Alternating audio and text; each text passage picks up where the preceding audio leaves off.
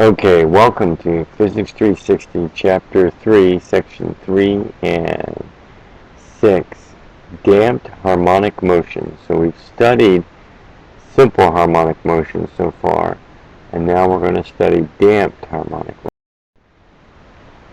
Alright, so we've got our mass spring system again, and it moves out, and it has its spring force, but in this case we're also putting the drag force on it this time. Linear drag force. And if we do that, we get this representation for the forces acting on the mass m. And then we want to represent momentum with terms of m times v because the mass is not changing. And then represent the velocity as the derivative of the position.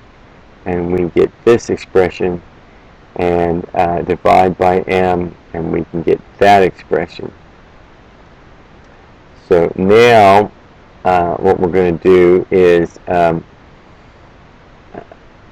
put everything over to the left-hand side of the equation, and we get this differential equation.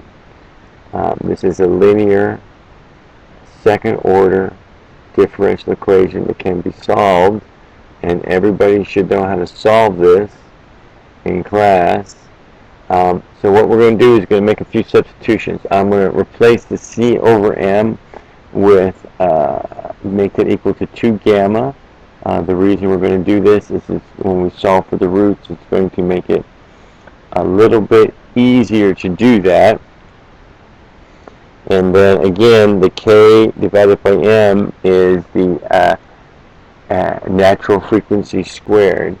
So if we plug that in, this is the differential equation we need to solve, or the damped harmonic motion equation. And to do that, we plug in our solution of e to the rt, and our characteristic equation comes out to be this. And for some reason, my algebra system is just moving the terms out. Usually we write r squared, then add this, and then this. But so we need to solve for the roots here. And if we do that, we get these expressions. So we get these two roots. We get minus gamma plus the square root of gamma squared minus omega naught squared. So the big deal is make some more simplifications. We're going to write the square root of gamma squared minus omega naught squared as what we call q for this case. And if we do that, this would be our solutions to the system. The system. So what values could q have? Well, it can have 3 values. Q can be greater than 0, and if that's true, we get what are called real solutions, 2 real solutions actually. It could be critically, and we call that system overdamped, and then it could be critically damped, that is if Q is equal to 0, and that brings up repeated solutions. And the last one is underdamped, and that's when Q is less than 0, and we get an imaginary system. So we're going to look at all 3. The first 2 very briefly. So an overdamped system gives us this solution, and if we know what gamma is, which we can find out from the drag coefficient and the mass, and we know what the natural frequency is, we can predict what this might look like. And this is an overdamped system, which means it's damped so much that it takes a long time for it to damp out to 0. You'll see with the next system, the critically damped system, is it gets to an x, a displacement, much quicker. So what's a critically damped system? Well, you get repeated roots, and this is what comes up for the solution. And you can solve for the initial equations if you know what the initial position is and initial velocity of the mass. And if we do that, we get this critically damped system. You can see how it goes to 0 quite quickly compared to the other one. It goes into 2.5 seconds compared to 10 seconds. And we get those two. Well, those two systems aren't that interesting. The solutions, you can find the solutions quite quickly. And so what we're going to look at more often is what's called the underdamped system, when Q is imaginary. And so if Q is imaginary, we rewrite what's going to happen here is that this value in the screw root has to be negative. So we're just going to assume it's negative and rewrite it this way, and we're going to call this term omega sub d, or what's called the damped angular frequency. Okay, so if we do that, we're going to be studying this. It has the most unique system we've looked at here. It produces, this system produces what is called resonance. So we get this system to solve now. And we have, and it's got imaginary roots. We can factor out a real part, or minus gamma t, e to the minus gamma t part, and then you have this imaginary part.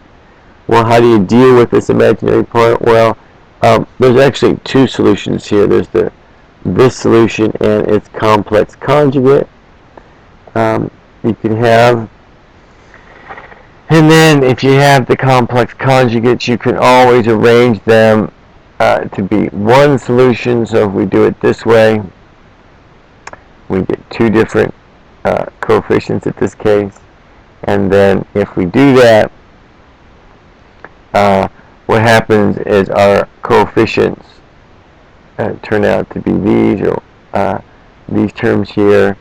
Do a little algebra, and we get this expression. Alright, so how are we going to handle this expression? Well, what we're going to do is apply Euler's method. And when we do that, we can write one expression as a sum of cosine terms and a sum of sine terms. And you get two different ones here. And again, you get an imaginary part and a real part. And what we're going to do is add them up in such a way so that only the real part is remaining. So this is a possible solution for the underdamped system. And of course, if you have a cosine, this is another possible solution. So that's what we're going to stick with. These are going to be our solutions for our underdamped harmonic system. So if we do that, we get a new period where we call the damped period. And you can write the damped period in two ways, since this is the damped angular frequency. And then if we plotted this system, you get this type of oscillatory behavior that damps out over time.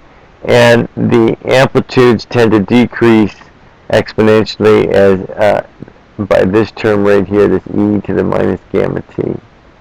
And then you have it on both sides. So the peaks are on these envelopes of these gamma to the minus t terms. So that's it. That is the basic understanding of damped harmonic oscillators. We're going to probably get into these a little bit more as time goes on, but I'm running out of time to post a podcast so that you have something to look at before we start working on this tomorrow. So sorry if it's late. I'm just running out of time to produce these, and I'm using the time I have available. So I'll see you tomorrow.